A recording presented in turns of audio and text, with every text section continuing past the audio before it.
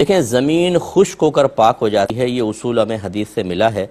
خشک ہو کر پاک ہونے کا مطلب یہ ہے کہ اگر اس پہ کوئی نجاست گری تھی، پھر گرم ہوا، دھوپ یا شدید گرمی کی وجہ سے نہ اس پہ نجاست کا رنگ رہا، نہ کوئی اسمیل وغیرہ آ رہی ہے، تو یہ زمین پاک کہلائے گی۔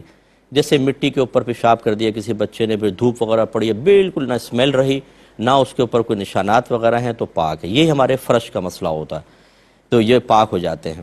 اب اگر آپ کا دل نہیں مان رہا تو بہرحال آپ اس کو پاک کر سکتے ہیں، یعنی پانی باقاعدہ بہا سکتے ہیں، یا کوئی مطلب فنائل وغیرہ کا پوچھا وچا مار کے چھوڑ دیں۔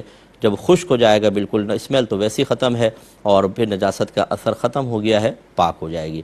ابھی بہن نے پوچھا کہ چلیں یہ تو زمین کا مسئلہ ہے، لیکن جو سلیب وغیرہ ہوتی ہیں، کوئی دیوار کھڑی ہوئی ہے، اس کا کیا مسئلہ ہوگا؟ تو دیکھیں جو چیزیں زمین سے اتصال رکھتی ہیں، متصل ہیں، کہ وہ ہٹتی نہیں ہیں، جڑی ہوئی ہیں، ان کا حکم پھر زمین کا ہی ہوتا ہے۔ تو چنانچہ یہ تو مطلب دیوار آپ نے کہا یا سلیب وغیرہ کہی، یہ جو درخت ہوتے ہیں اور یہ جو گھاس وغیرہ کھڑی ہوتی ہے، اس کے اوپر اگر پیشاب کر دیں تو یہی زمین والا حکم ہوتا ہے کہ جب تک وہ مطلب اس پہ نجاست کا اثر ہے، ناپاک ہیں، اور خشک ہو گئے تو پاک ہو جائیں گے۔